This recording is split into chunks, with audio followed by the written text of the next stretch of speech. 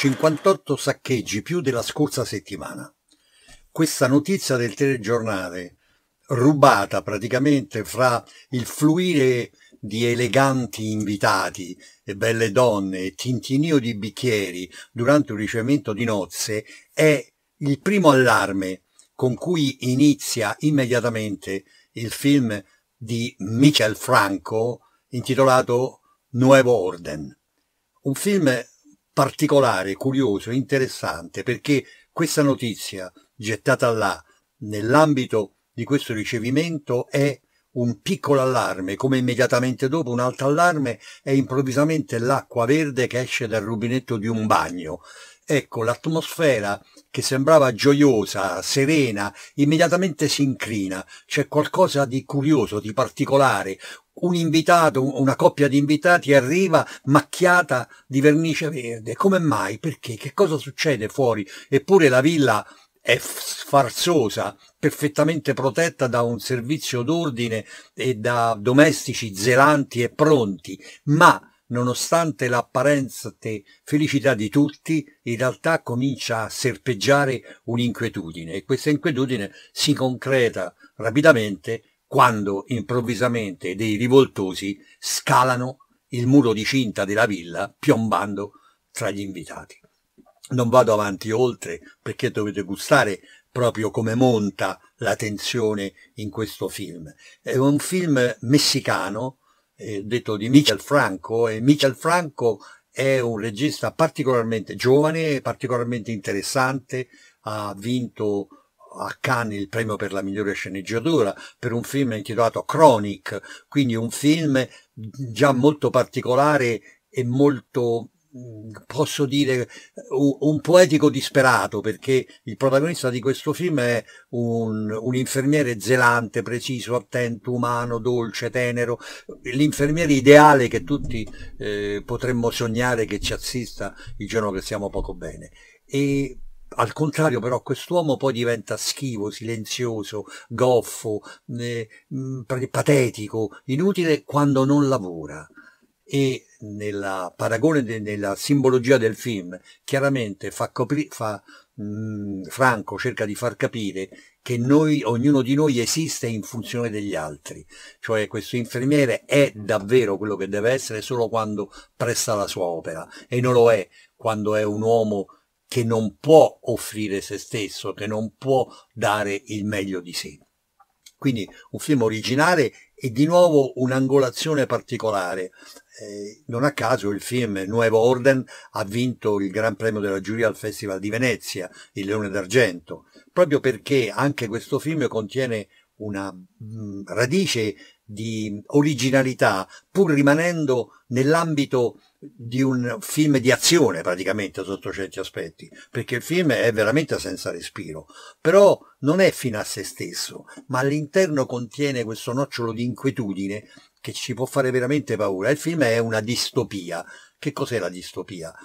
Mi permetto di dare alcune spiegazioni perché è molto interessante questo altro. La distopia è composta da una parola greca, da due parole greche, dis che significa cattivo e topos che significa luogo, quindi un luogo cattivo, un luogo sbagliato, è usata spesso in anatomia per indicare quando un organo non è collocato al posto giusto. Il primo che la usa in senso figurato e diverso è un filosofo della prima metà dell'Ottocento che si chiama Stuart Mill, un famoso filosofo che è padre del liberismo. Chiaramente la distopia è il contrario di utopia. Utopia invece è qualcosa, è il sogno di una società felice, particolare, tratto dall'opera di Tommaso Moro, un umanista straordinario del 1500 inglese, il quale gioca, forse questo è interessante da sapere, gioca su un equivoco linguistico, perché topos, in greco è una negazione, quindi non luogo,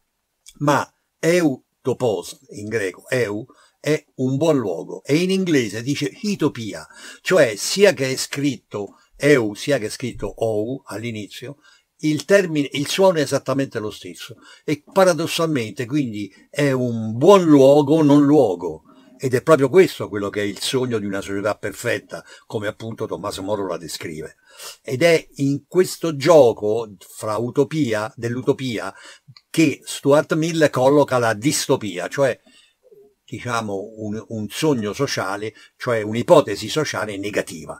E il film di Michel Franco è veramente profondamente negativo, perché proprio si innesta paradossalmente su questa radice del liberismo di Stuart Mill e porta questo liberismo a quello che da molti viene definito il più grave difetto del capitalismo, che sarebbe il capitalismo selvaggio, cioè quel capitalismo che crea un baratro fra le classi abbienti e le classi diseredate, le classi che stanno al di sotto.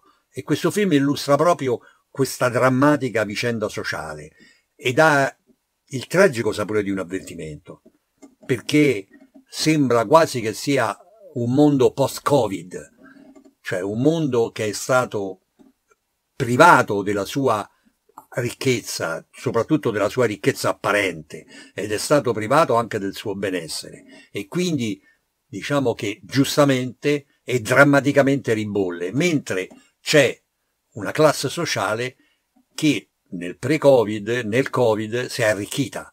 Anzi, diciamo così, si dice che abbia sfruttato una serie di situazioni. E quindi questo divario, e il film cerca quasi profeticamente di analizzarlo, questo divario è chiaramente, in realtà, la classe abbiente è il coperchio di una pentola che bolle e che da un momento all'altro può esplodere.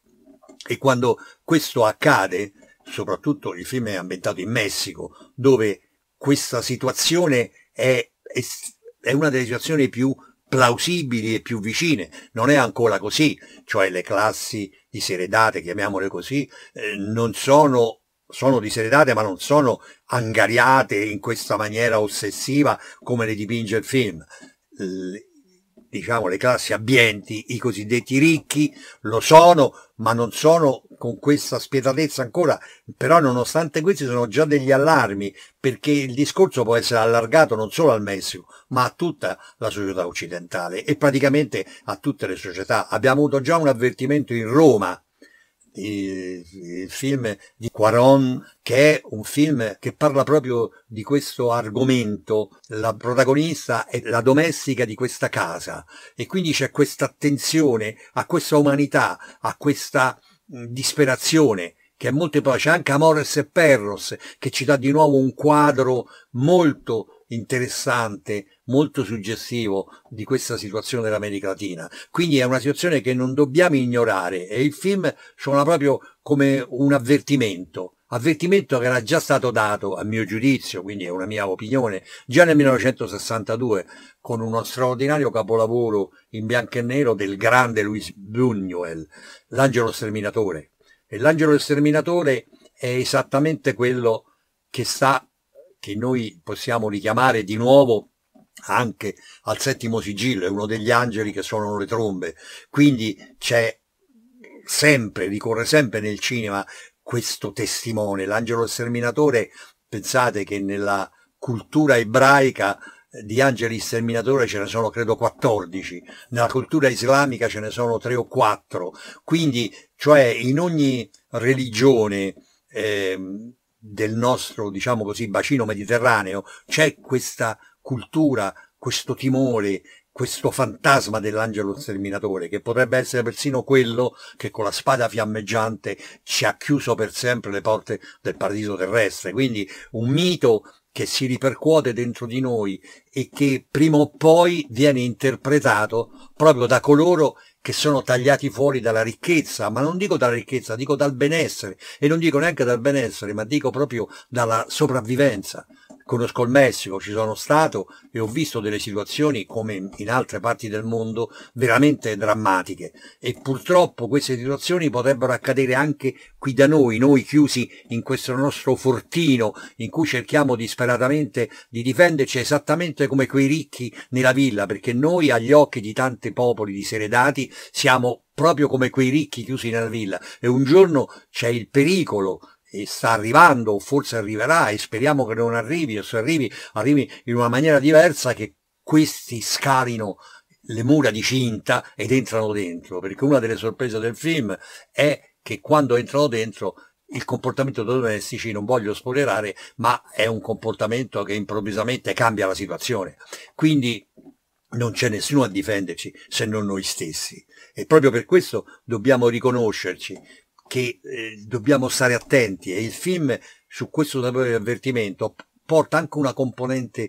a mio giudizio, di novità, perché questa ribellione non è una ribellione politica, quindi sotto certi aspetti è ancora più pericolosa, perché è una ribellione spontanea, oserei dire, scusatemi il termine, animale, organica, cioè dovuta proprio a questa situazione, cioè come l'acqua che bolle, che a un certo momento se aumenta la temperatura deve bollire per forza, non la puoi comprimere, trovare, ma poi a un certo punto esplode la pentola, salta il coperchio, salta tutto, e quindi questa situazione, perché? Perché è una situazione innaturale, e come ogni situazione innaturale non può durare a lungo, non deve durare a lungo. Tra l'altro il film analizza con estrema crudeltà i comportamenti delle persone che si trovano all'interno della storia, e analizza anche i vari caratteri. C'è chi disprezza questi ribelli, c'è chi ne ha semplicemente paura, c'è chi cerca addirittura di venirne a patti, di corromperli, c'è chi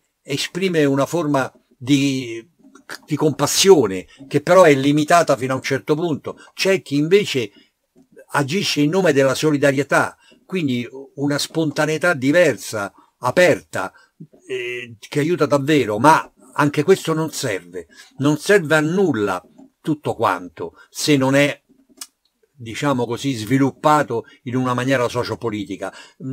Questa anarchia che cosa fa? Non fa altro che preparare ad un nuovo regime, a una nuova anarchia, a un nuovo potere. Ecco, è questo l'avvertimento e questa l'attenzione. E ogni volta si va sempre peggio.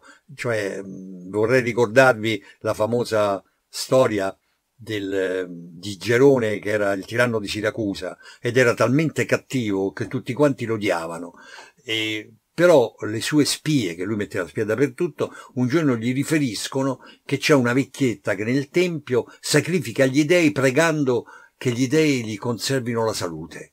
E Gerone è stupito, perché lui stesso sa di essere una perfetta carogna, e quindi è stupito che qualcuno preghi per lui, quindi manda a chiamare la vecchietta, l'antagono, e gli dice: ma perché tu preghi per me? Per quale ragione preghi per la mia salute? E la vecchietta gli dice: io sono molto vecchia e ho visto prima di te altri 7 tiranni, e ognuno che è venuto era peggio dell'altro, se muori tu non so chi verrà. Ecco, questa è tutte le volte che in una società si crea una situazione drammatica senza che ci sia una forma qualunque di preparazione politica, una forma di coscienza democratica che possa permettere di riuscire e che possa permettere di dare una soluzione a quelli che sono i problemi che accompagnano l'umanità e che noi siamo costretti. Ricordiamoci, siamo partiti da un mondo in cui c'era la schiavitù, siamo arrivati a non avere schiavi, o perlomeno a non averli legiferati, perché purtroppo ancora in alcuni paesi esistono delle forme di schiavitù. Cerchiamo di liberare l'uomo da questa parte di Caino per cercare di far vincere la parte di Abele. L'aneddoto di oggi riguarda proprio un episodio della mia vita che, diciamo, sotto certi aspetti si può legare a questo film. Mi sono trovato a girare un film in un paese dell'America Latina, ed era un paese che, mentre noi giravamo il film, la situazione politica è improvvisamente precipitata, e quindi ci siamo affrettati, però giravamo in una parte del paese dove c'erano delle antiche rovine di grandissima suggestione, ma anche una parte praticamente abbandonata di questo paese, quindi in condizioni di miseria disperate. Tant'è vero che il primo giorno che è arrivato il camioncino, mentre abbiamo interrotto per la pausa, è arrivato un camioncino che ci portava il pranzo, quando abbiamo ricevuto i vassoi in cui c'era il cibo sopra e avevamo cominciato a mangiare, ci siamo resi conto che davanti a noi c'erano almeno 20 bambini che ci guardavano con gli occhi sgranati. Allora io ho preso il mio vassoi e l'ho portato con questi bambini, e devo dire tutta la troupe, senza che io abbia detto niente, ha preso il proprio cestino e l'ha portato ai bambini. E siamo andati avanti così per circa una settimana. Mangiavamo la sera e a pranzo davamo questo cibo ai bambini, i quali da 20 erano diventati 40, 50 alla fine, quindi e cercavamo veramente di contentare tutti. E uno di questi bambini, che credo che si chiamasse Juanito, io lo chiamavo addirittura Anito, quindi probabilmente era Juan, e era particolarmente simpatico, e siccome io portavo un cappello a larghe tese per difendermi dal sole, lui mi chiamava cowboy e mi diceva hola cowboy quando mi vedeva, no? Hola cowboy. E io gli fingevo di sparargli facendo finta di estrarre la pistola e lui mi rispondeva con questo.